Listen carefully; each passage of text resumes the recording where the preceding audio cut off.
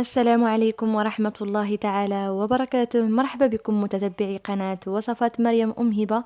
اليوم بإذن الله غادي نحضروا مع بعض حلوة الياغورت أو حلوة دانون اللي دايرة ضجة في مواقع التواصل الإعلامي. كتجي لذيذة بزاف بزاف البنات بواحد لاصوص، يعني كتعطي واحد التزوينة. نتمنى تجربوها وتنال الإعجاب ديالكم. بقاو معايا بإذن الله نشوفوا المقادير والطريقة. بالنسبة للمقادير غادي نحتاجو علبة ديال الياغورت بنكهة الفانيلا او الياغورت الطبيعي على حسب اللي بغيتو، جوج ديال الملاعق كبار ديال الزبدة، كأس لاروب ديال السكر سنيدة، كأس لاروب من زيت المائدة، ساشي ديال خميرة الحلويات، والدقيق حسب الخليط. غادي ندوزو باذن الله الطريقه اول حاجه كيف العاده كنديروها البنات هي قبيصه ديال الملح لتصحيح الذوق، ضروريه في جميع الحلويات كيف ما كنقول لكم دائما. هاد الحليوه البنات تجي زوينه الصراحه، غير جربوها، جربتها وعجبتني. نتمنى نتوما ان شاء الله تجربوها باذن الله، انا متاكده غادي تعجبكم. عندي هنا جوج ديال الملاعق ديال الزبده، الزبده المارغرين يعني بدرجه حراره المطبخ. ضروري تكون يعني خرجتوها من قبل من الثلاجه وتكون مطلوقه باش تجيكم في الخدمه ساهله وما تعذبكمش. غادي نخلط هاد العناصر مع بعض. غادي نمزج هذيك الزبده مع السكر سنيده حتى ينسجموا ليا مزيان، ما باقيش تبان هذاك، يعني ما بقيش يبان هذاك السكر سنيده. كيف ما كتشوفوا من خلال الفيديو بان هذيك الزبده يعني ساهله في الخدمه البنات، حيت خرجتها على تيساع ما خليتهاش في الثلاجه تكون بارده، بسرعه دغيا انسجمت ليا مع السكر سنيده.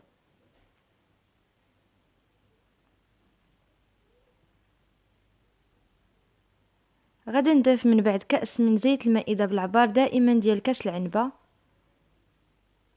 وغادي نخلط مرة تانية حتى تنسجم هذيك الزيت مع السكر سنيدة والزبدة اللي خلطنا. نتمنى البنات اللي مازال ما اشتركتش في القناة تشترك وتفعل زر الجرس باش توصل بجديد ان شاء الله باذن الله. نتمنى ان شاء الله ان نكون عند حسن الظن ديالكم. ما تنساوش تشجعوني بلي لايك باش نزيد ان شاء الله وتزيد قناتي تزيد لقدام، ونزيد نجيب لكم وصفات سهلة وبسيطة في المتناول بإذن الله. شجعوني بلي لايك، وكذلك اللي ما مشتركاش في القناة تشترك باش توصل دائما بالجديد اللي كندير. ومن بعد البنات غادي نضيفو علبة ديال الياغورت بنكهة الفانيلا. اللي عندها البنات حامضة تضيف يعني قشور ديال حامضة حتى هما، انا غير ما بقاتش عندي داكشي باش ما درتهاش. ومن بعد غادي نضيف هذاك الساشي ديال خميرة الحلويات.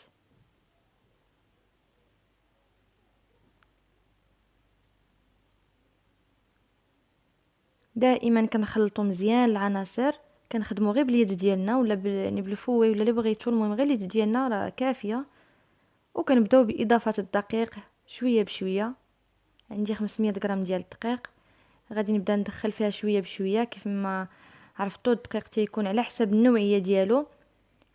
المهم في هذه الحلوه وفي جميع الحلويات كيف ما كنقول لكم دائما، ما تقصحوش العجين، تكون رطبه، ما تكونش كتلصق في اليد وما تكونش قاصحه، تكون رطبه هكذا باش كتجينا الحليوه ديالنا فتيه وهشيشه.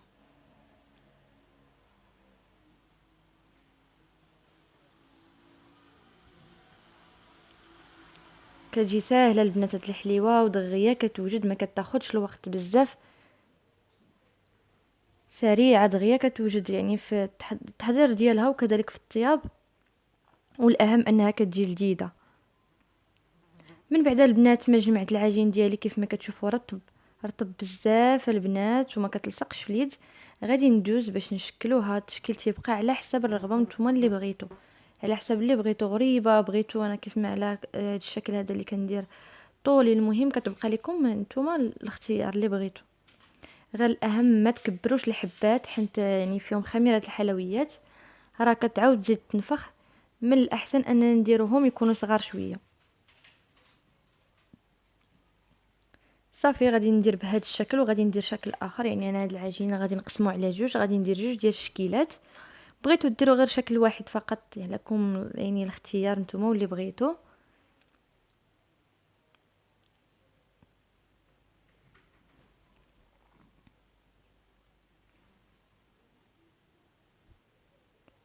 انا هذا الصف الاول غادي نديرو يعني على هذا الشكل،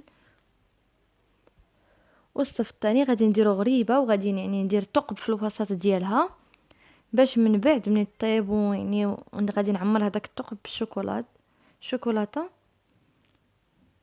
ولا الا بغيتو مثلا ديروا هذا الشكل اللي درت دابا انا، وديروا الشكل الاخر عوض ما ديروه يعني حتى هو في الشكلاط، ديروه دوزو غير في الكونفيتور مع ماء الزهر وتعمروا الوسط ديالو بشويه ديال الكونفيتير، ولا ديروا هذه الطريقه اللي درت انا. المهم دائما البنات التزيين تيبقى على حسب الرغبه ديالنا، وحنا وشنو كنبغيو، واش كنبغيو مذاق الشكلاط ولا مذاق يعني غير الكوكو الكونفيتور، على حسب داكشي اللي بغينا، وكذلك على حسب داكشي اللي متوفر عندنا في المنزل. هانتوما الشكل الثاني راه شفتوا راني كندير كويرات صغيورين كيف ما قلت لكم، راه باقي غادي تضاعف الحجم ديالهم. صافي ملي كنقاد الكويره ديالي ولا الغريبه راني كندير ثقب في الوسط، وهذاك الثقب راه ماشي هو علاش غادي نعتمدوا يعني من بعد ما كندخلوا الحلوه ديالنا للفران ضروري غير كتسخن شويه كنجبدوها وكنعاودوا نديروا تاني داك الثقب نعاودوه باش ما يتسدش لينا. المهم هذه هي الحلوه ديالي، يعني كملت الطاوه الاولى غادي ندخلها هي الاولى الفران راه سخن، عاد ندوز نكمل الطاوات الاخرين. المهم الطياب راه عادي ديال الحلوه البنات راه عرفتوه، طيب من التحت ونطيبوا لها الفوق ديالها، وكيف ما قلت لكم ضروري ما تنساوش تعاودوا داك الثقب مره تانية. بالنسبه لاصوص اللي غادي يعني ندوزو فيها هذيك الحليوه ديالنا، غادي نحتاجو الكاس ديال الشوكولاته يعني كوبيل، ونص كاس ديال ما زهر، وثلاثه ديال الحبات او القطع ديال الشكلاط. عندي هنايا كاس ديال العنبه ديال، انا استعملت هنا البنات ماشي كوبيل شوكو حتى هو زوين على كوبيل.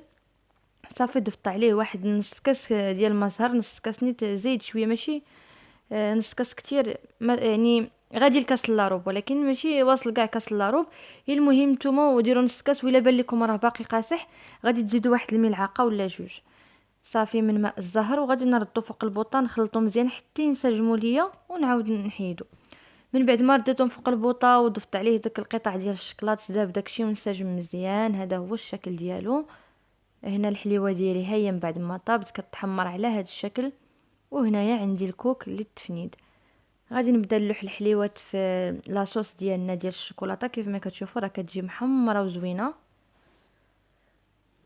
صافي كندوزهم في هذيك لاصوص وندوزهم في الكوك وكنحطو في صحن التقديم. هاد لاصوص البنات كتجي لذيذه وزوينه البنات، يعني شبيهه لديال ريشبوند. كيف ما كنعرفوا ديال ريشبوند كندوزو ريشبوند في هذا الكونفيتور مع ماء الزهر، يعني في هاد الحلوه ديال دانون عوض الكونفيتور كنستعملوا الشكلاط، وكيجي واحد التمازج زوين ما بين داك الشكلاط وماء الزهر، يعني كتجي واحد النكهه زوينه، غير جربوها البنات. صافي كنستمر بهذا الشكل، يعني الفيديو راه موضح ساهله البنات الطريقه وما فيها لا تعقيدات لا والو، والاهم كتجي حليوه لذيذه وزوينه وكتخرج كميه تبارك الله يعني بمقادير اقتصاديه.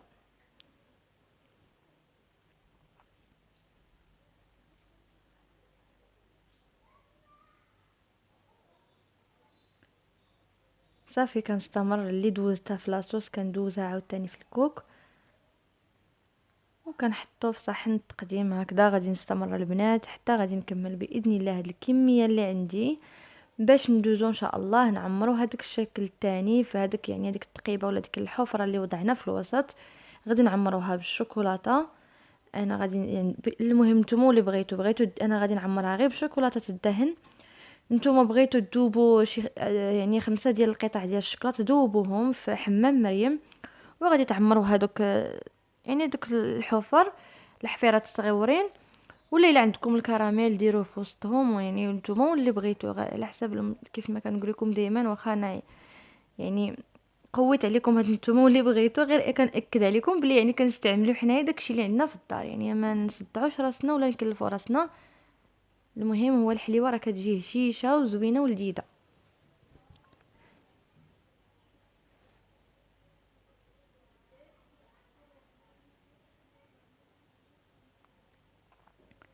صافي ودابا غادي ندوزو باذن الله للشكل الثاني هذا اللي صاوبت باش نعمرو هذيك الحفره اللي في الوسط. بالنسبه كيف ما قلت لكم الحفره اللي في الوسط غادي نعمرها بشوكولاته الدهن، انا هذه عندي سائله شويه يعني كتجي ساهله في الخدمه في بزاف ديال الحوايج كتجيني ساهله، يعني بلا ما ندوب الشكلاط، هي اصلا سائله. غادي نعمر بها هذوك الحفيرات اللي عندي بهذا الشكل. نتوما الا ما عندكمش هاد السائله ديروا غير يعني 5 القطع ديال الشكلاط، ذوبوهم في حمام مريم وعمروا هذوك التقيبات، راه كافياكم.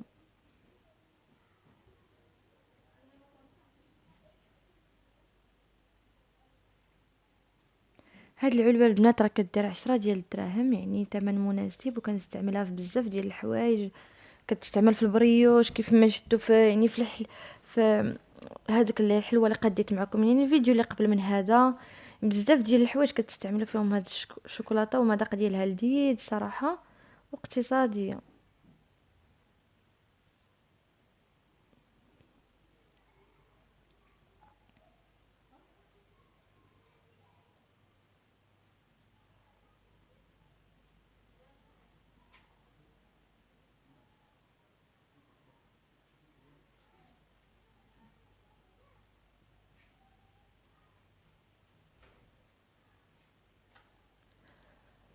صافي غادي نكمل البنات من بعد، وغادي نرجع ان شاء الله نتلاقى معكم ونشوفوا الشكل النهائي ديال الحليوه ديالنا كيف كتجي. بقاو معايا.